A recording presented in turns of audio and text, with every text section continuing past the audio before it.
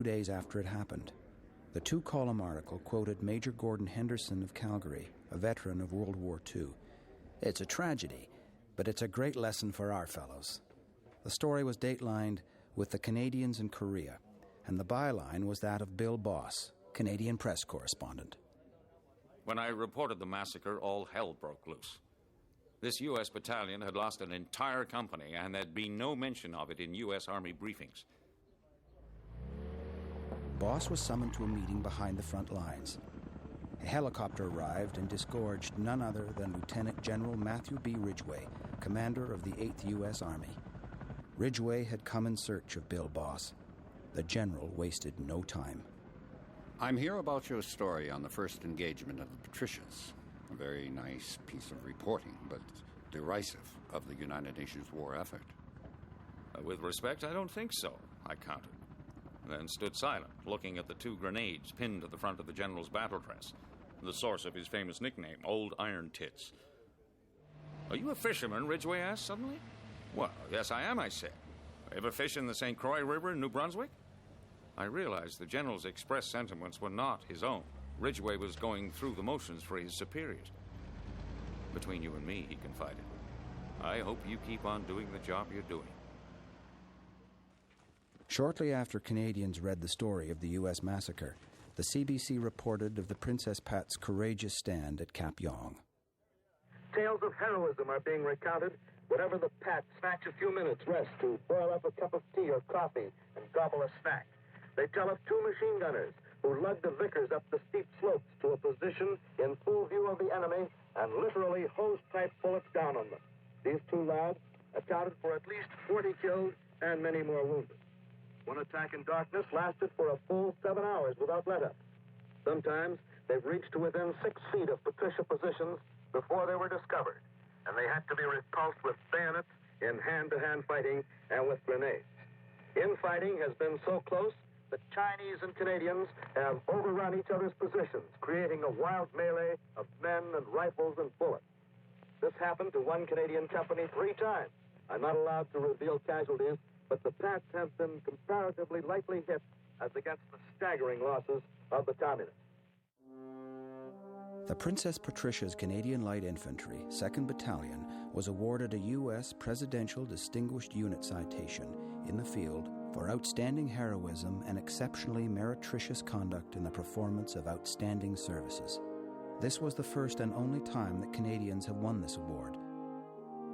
The Canadian government pondered for several years on whether to allow the Patricias to accept it.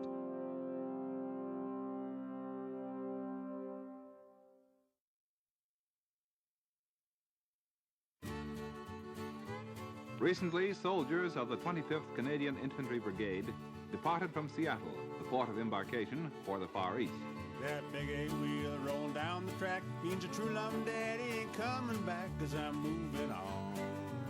I'll soon be gone. You were flying too high for my little old sky, so I'm moving on.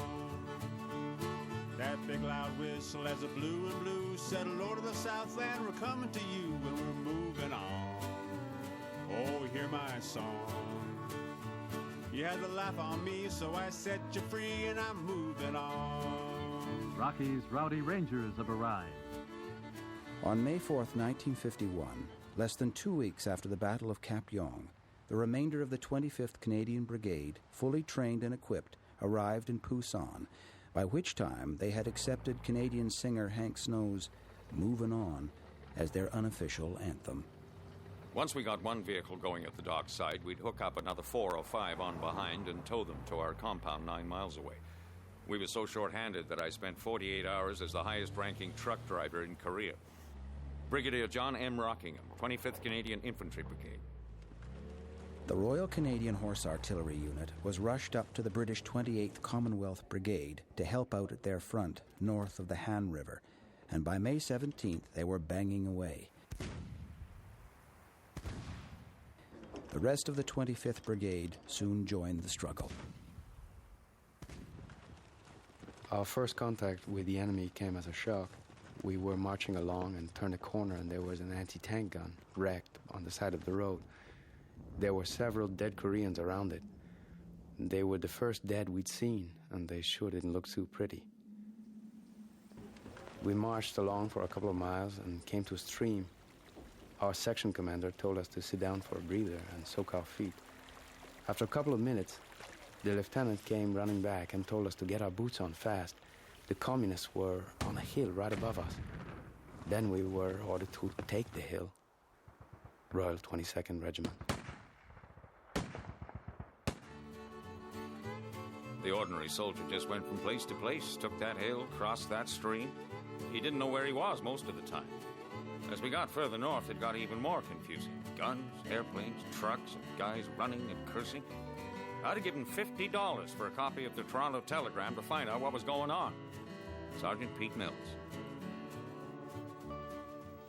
The men of the RCAF Thunderbird Squadron, who have flown a supply mission into Korea as second crews on American transports, say they can hardly wait to take their own North Stars into the battle area. On July 25, 1950, as the body of Mackenzie King lay in state in the rotunda of the Peace Tower in Ottawa, 6 Royal Canadian Air Force transport planes passed in formation overhead. The 6 North Stars dipped their wings in a final salute to the late Prime Minister, then broke formation and set course for the Pacific coast. As it turned out, members of 426 Transport Squadron would be the only RCAF personnel directly attached to the war in Korea. The flying was sometimes unpleasant, often boring, and in some sections of the journey, both taxing and dangerous. The last leg west between the tiny Aleutian island of Shemya and Japan was over water, often under clouds so thick that astronavigation was impossible and far beyond the range of any navigational aids then in existence. In all, Squadron 426 would make 599 round-trip flights, 34,000 flying hours, carrying thousands of tons of supplies, equipment, and mail between McCord and Tokyo without the loss of a plane. But air transport was not the only contribution Canada made to the war in the air. 22 RCAF pilots were attached to the United States 5th Air Force and flew with F-86 Sabre-equipped fighter interceptor squadrons. The most effective Canadian flyer in Korea on the basis of combat kills was 29-year-old Flight Lieutenant Ernie Glover, born in Niagara Falls. He had flown Hurricane fighter planes for the Royal Air Force on raids over occupied France, once having been shot down. During his time in Korea, Glover shot down 3 enemy fighter planes and damaged 3 others, with 2 of the 3 kills coming on successive days. You are very excited. The adrenaline flows very quickly, and you know your heart is pumping a mile a minute. Your head is on a swivel, and you're trying to keep track of your own guys as well as trying to watch the plane you're after, or you're trying to get the hell out of the way if somebody's shooting at you. If you do get a strike, you feel like walking on water. You get back and want to talk and talk. You're laughing, joking, really high. It takes a long time to unwind. When you are shooting at another plane, you never think of the human being inside it. You're after another machine. It's an airplane against an airplane. I can never remember any feeling of pity or sadness or even fear. I can't even recall any remorse when one of the aircraft I destroyed hit a granite cloud, a mountainside, and blew up. You were just too happy. Of course, if the guy you've just hit bails out, you see the parachute, and then you remember that there was a man in that plane. You're just too busy to have too many second thoughts. Flight Lieutenant Glover was awarded 2 distinguished flying crosses, 1 Canadian and 1 American. The Canadian medal was the first ever awarded in peacetime, since the police action in Korea was never technically called a war. The air war in Korea made history in another way. The first ever jet-air battle took place there, and First Lieutenant Glover's victories were the first ever achieved by a Canadian flying a jet against another jet. Another Canadian fighter pilot was squadron leader Andy Mackenzie. There should have been an entire Canadian squadron in Korea. The Americans had asked this country to supply one, but the decision was made to place the defense of Europe first, so the aircraft were sent there.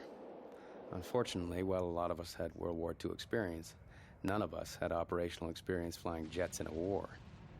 The whole approach to air combat is different with jets, and even though a pilot might have some luck in a spit, there was no guarantee he'd be so great in a Sabre. After 4 uneventful sorties in Korea, Andy Mackenzie was shot down. They gave me